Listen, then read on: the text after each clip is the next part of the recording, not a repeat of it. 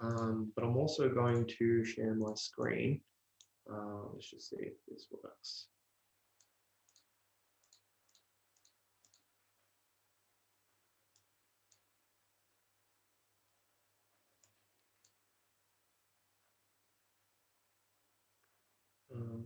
So give me one sec. Okay, so I can see you, Kathleen. Can everyone else see my screen as well? Just pop something in the chat box if you can. Yeah. Awesome. Great. So Kathleen, thanks for volunteering yourself. We're just going to have a bit of an exploration about this situation that you've got in terms of your job and not, now not your job, but also experience some crankiness about it.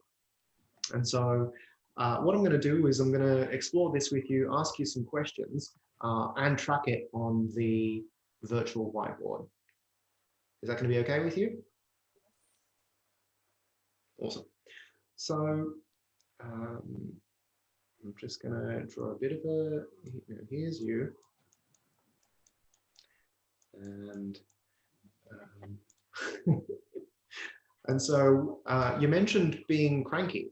And so what is it that you're cranky about? Having no say in this scenario. Okay, and what's the scenario? Being released from my job.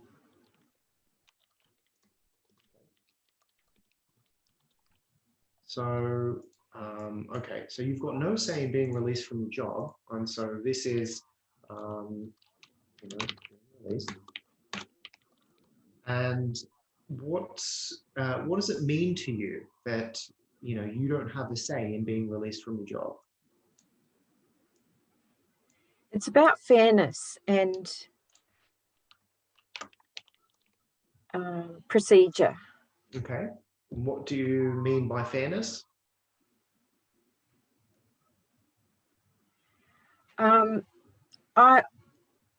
I feel I should have been interviewed or consulted or spoken to rather than just dispensed with. Yeah, right.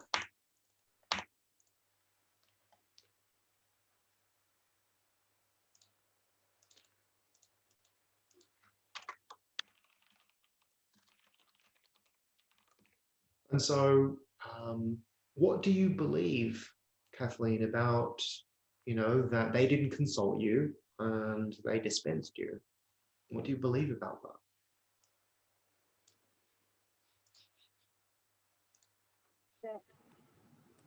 A lot of people, most people in the workplace are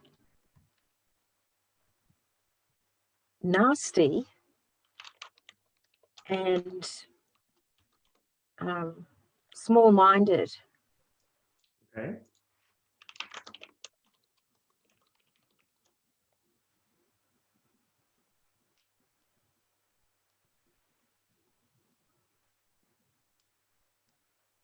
And so how does that relate to the fairness of not being consulted and being dispensed?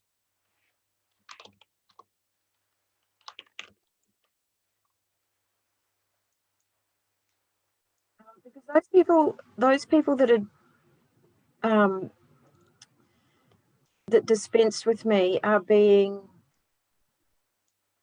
less of a person than I would expect from myself. Okay.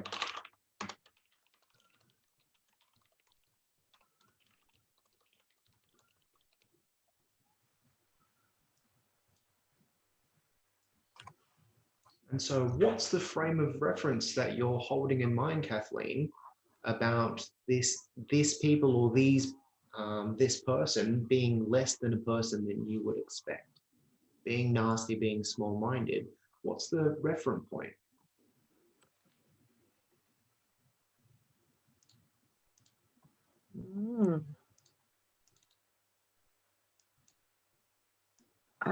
I'm not sure. I'm sure there is one, but I can't put my finger on it. Okay. Is there a movie that you're running in mind about this particular person being nasty or small-minded? Yeah, the movie is that internal culture wins every time. What does that mean?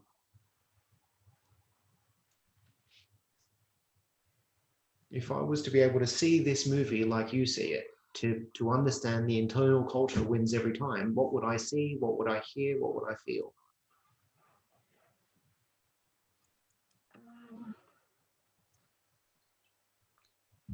That you can paddle upstream, but you're not going to get anywhere. Okay.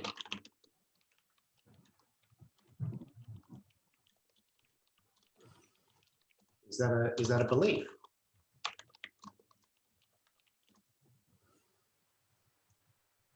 Yes. Okay. So you believe that you can paddle upstream, but you're not going to get anywhere because of the internal culture. Yeah. What do you believe, excuse me, what do you believe about this belief?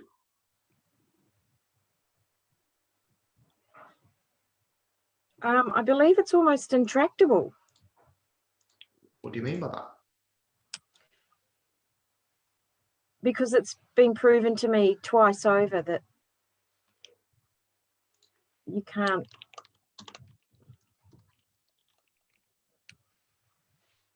You can't what?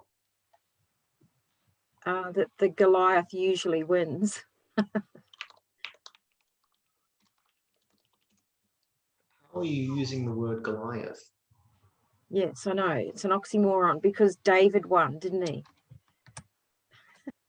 And so when you're saying Goliath, what are you referring to?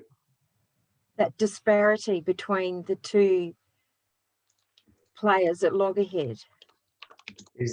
Are you talking about the organization? Are you talking about your manager? Are you talking about, the team, the culture? Who's the Goliath? Goliath is the corporation and the management and the culture. Okay. And so it presupposes, so this disparity, that it's been proved to you twice over that the Goliath usually wins, presupposes you lost. Do you believe that? Not entirely. Not on paper, yes, but on the day, no. But on paper, yes. Okay. What does it mean to you that you lost on paper?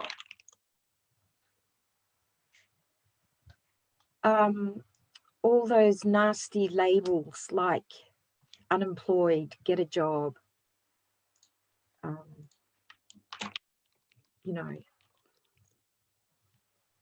don't just get a job, get a better job.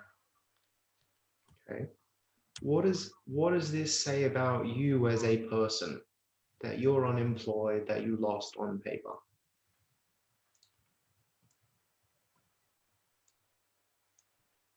What does this say about you as a person? Well, not much really. It depends whose game I'm playing, because there's more than one way to skin a cat. And if I can survive without the continuity and the linear processes that it's deemed we must have, then I'm still a survivor. Okay.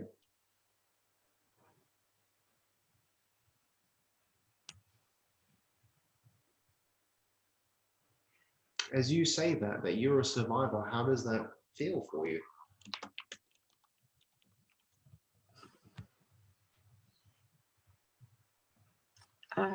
Well, you just have to. There's no point. You can't give up. Are you talking about me or talking about you? About me. Okay. And so how does it feel when you see yourself as a survivor? Yeah, it feels good. Is this how you've been seeing it before? Yes, no doubt. Okay. So where does the crankiness fit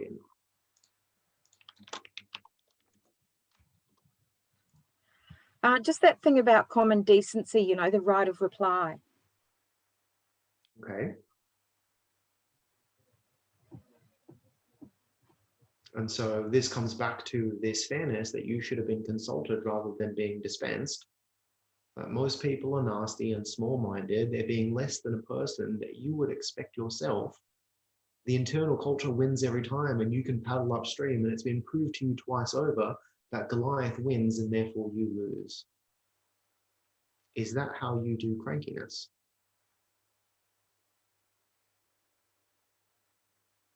Yeah, that's how it gets me there. Yeah. You just cut out for me. You cut out for a moment. I didn't quite hear that. Is that how? Yeah, that's how it gets me there. The Yeah, line up. yeah. So that's how you get yourself there. Hey, Yeah. what's the positive intention for you to think this way?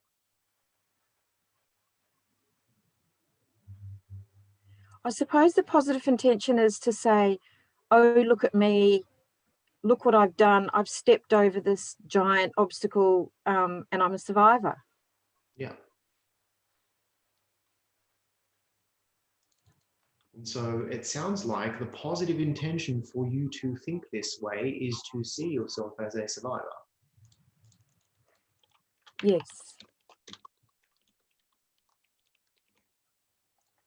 Now, so can you see my screen? Yes. Yeah, great. Yes.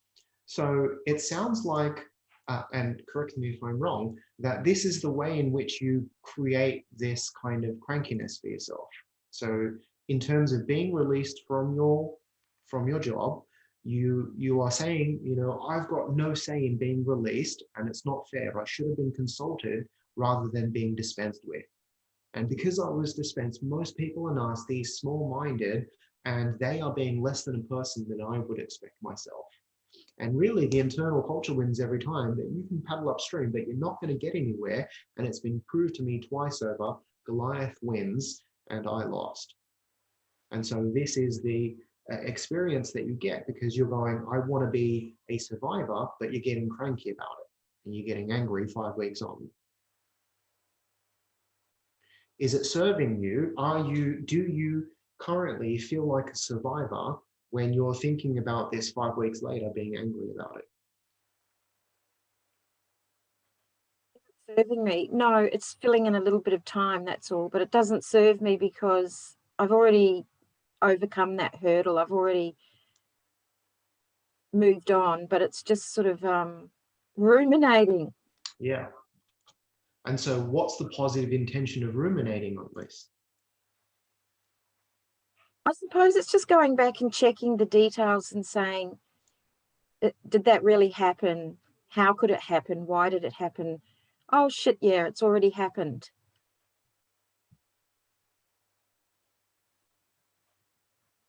And so I'm not clear on what's the positive intention of ruminating on it. I don't know. Yeah, maybe just. Well, that's the way I feel it is, actually, because it's such a shock to my system that I do actually look at it from a distance and think, did that really happen? So it's sort of a way of double checking, like, I didn't just dream it up. Okay. And so is this serving you to double check it, triple check it 5 weeks on? Did it really happen? Oh shit, it did happen. I'm still angry about it.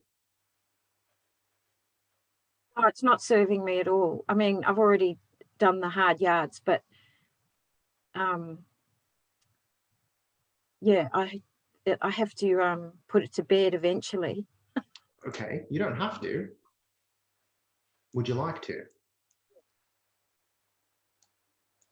Or would you like to hold on to this disparity, this unfairness? I absolutely want to release it. Okay. Now, if you could wipe the slate clean and think about this differently in service of being a survivor, what would you like to think differently?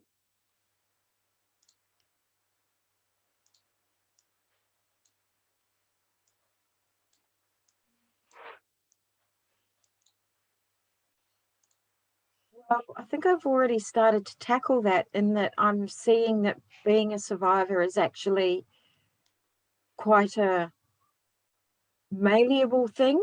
Okay. Like in malleable, it can change fairly rapidly and be distinct to myself. Okay. So that's a good thing to, a good way to be a survivor, I'm hoping, because it's a Yeah. learning curve. Right. What's a learning curve? Being a survivor. Okay. What's important to you about learning? Making something new out of something old. Right. What do you believe about making something new out of something old?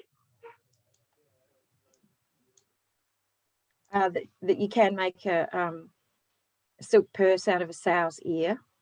Okay. Haven't heard that one before. I think it's in the Bible. Okay. So what Not is that it? A silk purse out of what? silk purse out of a sow's ear, A a sow's pig's ear. ear. A pig's ear. Yeah. So you can make a silk purse out of a pig's ear. What does that mean to you? I'm very clever. Yeah. The word that comes up for me is resourceful. Yeah, yeah. I'm actually a vegetarian, so I wouldn't be toting around a pig's ear. Okay. Yeah. And so when you think about being released from your role, and that actually it's a learning curve and an opportunity for you to make something new out of something old, like being able to create a silk purse out of a pig's ear, and that actually in doing so, you realize your own cleverness and resourcefulness. How does that feel? Yeah, really good. What does really good mean? What's the experience? It feels empowering. Okay. Now, if you had a choice, because you do, Kathleen, would you rather feel cranky that you lost, that the internal culture won, or would you rather feel empowered because actually this is a learning curve and you get to make something new out of something old? Which one would you like to choose? Yeah, I've already chosen the learning curve, and I'm doing really well. Yeah. And so will you, anytime you find yourself being cranky or angry or annoyed, will you remember that actually this is a learning curve, an opportunity for you to make something new? Cool. Well, thank you so much for sharing, Kathleen. Really appreciate your honesty.